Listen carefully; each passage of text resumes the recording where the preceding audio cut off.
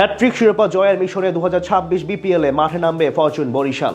তার আগে এবার দারুণ এক সুখবর পেল বর্তমান চ্যাম্পিয়নরা, যেটা শুনলে মন ভালো হয়ে যাবে দক্ষিণবঙ্গের ক্রিকেট প্রেমীদের।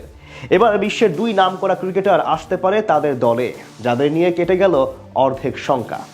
বিপিএলের আগে তবে কি এমন সুখবর পেল ফরচুন বরিশাল, তাই জানবো রিপোর্টে। একসময় বিপিএল মানে ছিল কুমিল্লা ভিক্টোরিয়ান্স, এখন সেই ঐতিহ্য বহন করে ফরচুন বরিশাল। বাংলাদেশ প্রিমিয়ার লিগের সর্বশেষ কয়েক আসরে যেই কয়জন বিদেশি বিশ্বমানের তারকা মাঠ মাতিয়ে গেছেন, তার সিংহভাগ খেলেছেন তাদের হয়ে।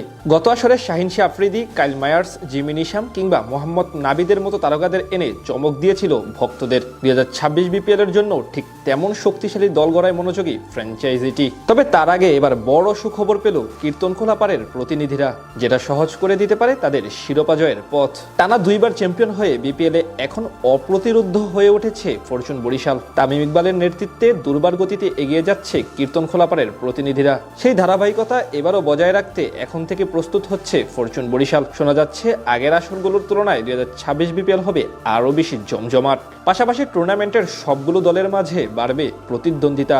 সেটা হলে স্বাভাবিকভাবে বরিশালও চাইবে 100 ভাগ প্রস্তুতি নিয়ে এবং আটগাড় বেঁধে টুর্নামেন্টে অংশ নিতে।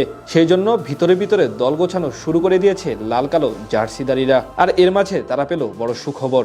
আসন্ন বিপিএল ঘিরে এরই মাঝে 22 গজের বাইরের লড়াই শুরু হয়ে গেছে। গত সপ্তাহে বরিশালকে টানা দুইবার শিরোপা জেতানোর পিছনে বড় ভূমিকা রাখা ডেভিড মালানকে ছিনিয়ে নিয়েছে প্রতিদ্বন্দ্বী রংপুর রাইডার্স। তাই তার বদলে নতুন ক্রিকেটার খোঁজ করছে ফ্র্যাঞ্চাইজিটি। এদিকে দলটার হয়ে গত আসরে মাঠ মাতিয়ে গেছেন কাইল মায়ার্স এবং জিমি নিশামের মতো বিশ্বমানের দুই তারকা। তবে একই সময় এসএ টি-20 লিগ এবং আইএল টি-20 লিগ থাকায় আগামী আসরের জন্য তাদের পাওয়া নিয়ে কিছুটা শঙ্কায় ছিল ফ্র্যাঞ্চাইজিটি। তবে যতদূর জানা গেছে, এবার সাউথ আফ্রিকা টি-20 লিগের জন্য রেজিস্ট্রেশন করেননি পাওয়ার হিটার কাইল মায়ার্স, অর্থাৎ বিপিএল এর সময় ফাঁকা থাকবেন তিনি। অনেকে ধারণা করছেন ফরচুন বরিশালের হয়ে পুরো সিজন খেলার জন্যই হয়তো এমন সিদ্ধান্ত নিয়েছেন এই অলরাউন্ডার। এদিকে একই চিত্র দেখা গেছে জিমি নিশামের ক্ষেত্রে।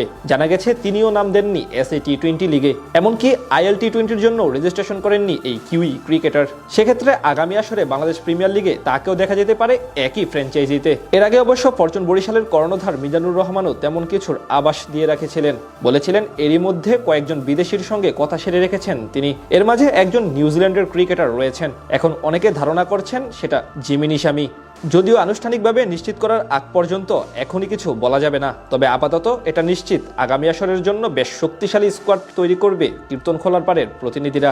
এবার বিপিএল এ প্রতিদ্বন্দ্বিতা বাড়াতে বিদেশি মালিকানাধীন প্রতিষ্ঠানও আনতে পারে বিসিবি। সেটা হলে স্বাভাবিকভাবে বৃদ্ধি পাবে টুর্নামেন্টের জৌলুস। পাশাপাশি এবার সবগুলো দলের জন্য ট্রফি জয় হবে বেশ চ্যালেঞ্জিং।